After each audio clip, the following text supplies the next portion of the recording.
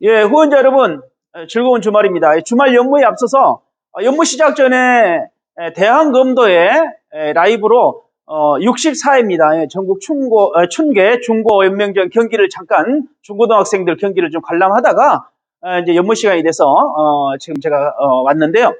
제가 제 2회 춘계 중고연맹전에서 개인전, 단체전 우승했던 경험이 있기 때문에 조금 감회가 좀 새롭습니다. 그런데 제가 영상을 보면서 조금 아쉬운 부분이 좀 제 개인적으로 들었습니다. 그게 뭐냐면 30년이 훨씬 지난 제가 우승하고 그럴 때나 지금의 선수들의 기술이 크게 변화가 없다고 하는 점에 대해서 30년이라는 세월이 흘렀는데 좀 과학적으로 좀 기술적으로 좀 발전이 좀 없는 거 아닌가라는 조금은 안타까운 개인적인 사견입니다. 그런 안타까움이 있었습니다. 예, 그래서 여러분 잘 아시겠지만 전에 제가 선수들 기술 중에 이제 특히 중고등학생들이 손목머리를 치는 경우가 좀 대다수 많아요. 기술적으로 치기도 하지만 어떤 때는 단체전에 시간을 좀 벌기 위해서 또는 한 판을 이겼을 때 시간적인 어떤 그 요령으로도 손목머리를 많이 활용을 좀 하죠. 그래서 손목머리에 대해서 말씀을 드렸는데 자, 우리가 그 기본을 할 때 하고 기술적으로 할 때 하고 여러분들이 조금 한번 좀 잘 아시는 거지만 좀 생각을 해봐야 될 부분이 좀 있고, 내가 만약에 시합에 나가든지, 물론 꼭 시합뿐만 아니라 도장에서 여러분들이 연습을 하실 때 요건 생각을 좀 해보셔야 됩니다. 기본적으로 저는 손목을 100점짜리를 치고 머리를 치는 걸 원하는데, 상대가 예를 들어서 손목을 잡으려고 손목을 잘 치는 수다든 바로 연속으로 연타 공격이라고 하죠. 근데 우리가 처음에 검도를 배울 때 우리 사범님들이나 관장님들이 손목을 치면 이렇게 딱 손목을 열어주세요. 처음부터 기본을 가르칠 때 손목 한번 열어보실래요? 이렇게 보여준단 말이야, 기회를. 그러면 손목이 보이기 때문에 정중선 그대로 정면으로 손목 머리를 칩니다. 그런데 이제 어느 정도 호구를 쓰고 숙련이 돼가지고 이제 같이 기술 연습을 하게 되면 이제 이 중단을 이렇게 일부러 열어주지는 않죠. 기초 배울 때 외에는. 그러면 이 상태에서 내가 칼을 넘어갈 때 상대가 이제 그 목에 걸리니까 살짝 풀어줍니다. 그래서 칼이 넘어올 때까지도 중단을 풀어주지 않습니다. 그러다 보니까 어떤 생각이 되냐면 손목 부위를 이렇게 친단 말이에요. 자기는 몸은 정중선 가는데 손목은 이렇게 치는 거예요. 이쪽으로. 그리고 왼발던 게 머리는 또 이렇게 간단 말이에요. 그러니까 기본을 할 때는 열어줄 때는 정중선으로 갔던 손목머리가 칼을 안 열어주면 손목 부위 타격 부위로 넘어가서 머리를 가는데, 문제는 넘어갈 때 내 중심이 열린다고 하는 거예요. 상대가 손목을 잘 치면 내가 손목머리를 치기 위해서 이렇게 했는데 손목을 한번 쳐보세요. 그러면 이 손목이 먼저 대보고 내가 늦게 맞고 손목머리를 쳐본들, 이것이 한 판이 돼버리면 이 손목머리가 효과를 보지 못한다는 점을 여러분들이 기억을 하셔야 됩니다. 그래서 예전에 조금 일족일도에서 우리가 기술을 내죠. 원간에서 기술 안 내죠. 일족일도에서 낼 때 한 발에 칠 수 있는 거리면, 특히 키가 크거나 이런 분들은 왼발이 굳이 올 필요 없이 방 오른발만 2번 굴려서 쳐도 된다, 이런 말씀을 드렸어요. 자, 요즘은 이제 우리 이사범의 검도연구소에서 나이가 한 70에도 관절이 안 좋다, 그러면 굳이 발굴림을 할 필요가 없으니까 그냥 진검쓰듯이 오른발 왼발 갈 수도 있다. 오른발 막 걸어가듯이 그래서 쑥 진검쓰듯이 펑펑 이렇게 칠 수 있다. 이런 부분에도 제가 좀 말씀을 드리고 있었고, 자, 오늘은 여러분들이 이제 시합이나 기술 연습하실 때 여러분들이 한번 생각을 해보시라고 제가 말씀을 드리는 거예요. 자, 상대가 손목을 치는 경우에 대해서 우리가 손목머리를 많이 치죠. 상대가 나오는 손목을 잡으려고 할 때. 그런데 내가 이 중심을 넘어가서 타격 부위로 가면 상대 중심에서 봤을 때 내가 중심을 여는 경우가 돼요. 위험하다는 거죠. 그런데 이것은 이제 물론 어쩔 수가 없어요. 그러나 우리가 한번 생각해 볼 거는, 지금 손목머리를 왜 치느냐. 내가 손목을 쳤을 때 상대가 손목을 치기 때문에 동시 격자가 됐을 때 서로가 격자가 됐기 때문에 이거는 동시 타격으로 인정을 하고 득점을, 그리고 다시 한번 내는 즉시 머리를 쳐서 득점으로 인정하는 거예요. 경기에서. 물론 제가 전에 말씀했지만 솔직히 둘이 손목을 쳤으면 손목이 잘렸는데 머리는 못 치지만 경기를 위해서는 상어 격자가 됐고, 그래, 둘 다 한 판이고, 여기서 머리를 한 번 더 치면, 이렇게 득점으로 인정해 주는 것이 지금 경기 룰이란 말이에요. 자, 그럴 때, 정말 상대가 손목을 잘 중심을 잘 잡고 손목 치 내가 쑥 넘어가는 순간 먼저 쳐버리면 불상사가 있으니까 어떻게 할 거냐? 왜 우리가 처음에 검도를 배울 때 중심을 열어줬을 때는 정면으로, 정중선으로 그때 손목 머리를 쳤는데, 왜 내가 기술적으로 상대가 손목 칠 걸 알면서 상대는 내가 손목이 이게 넣을 때 상대는 이렇게 일부러 넘어가지 않아요. 자기 중심에서 찍어버린다는 표현이 맞겠죠? 자, 그러니까 여러분들이 손목 타격을 굳이 이 손목 타격부를 볼 필요가 없다는 거예요. 유효격자, 동시격자가 돼버린 거죠.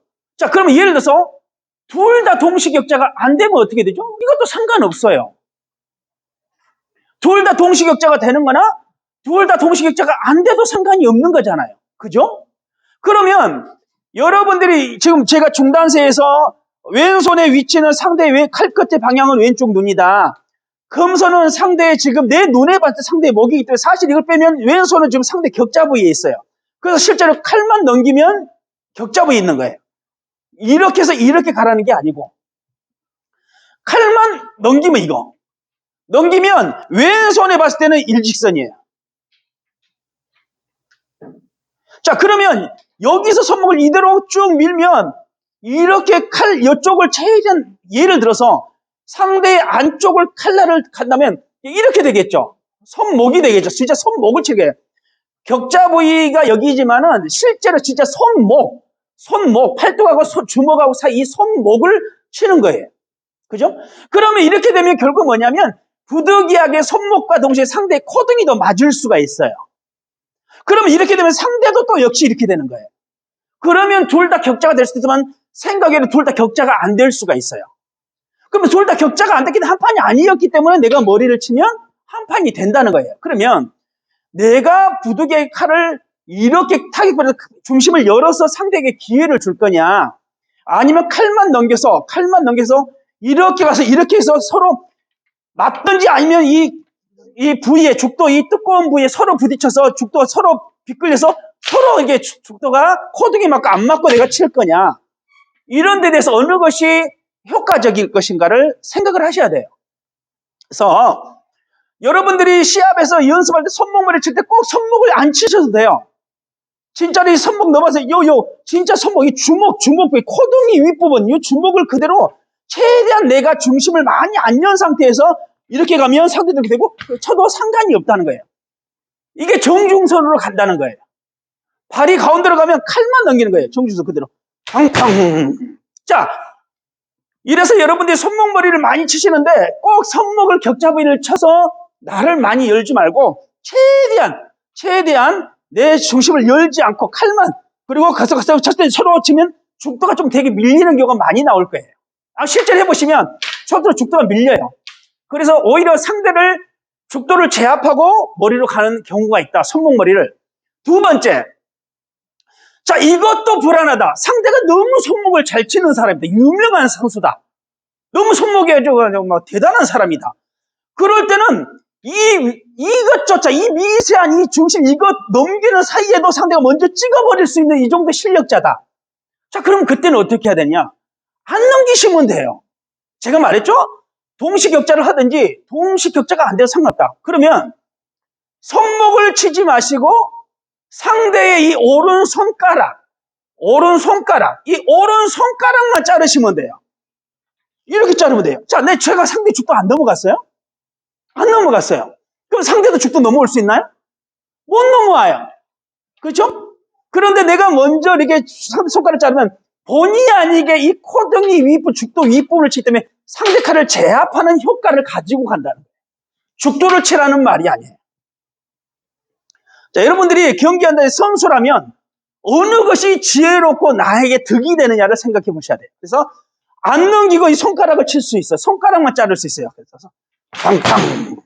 왼발이 당기셔도 상관없어요. 발의 간격은 꼭 왼발이 오지 않아야 되는 게 아니라 왼발을 당기면서 이렇게 치셔도 상관없어요.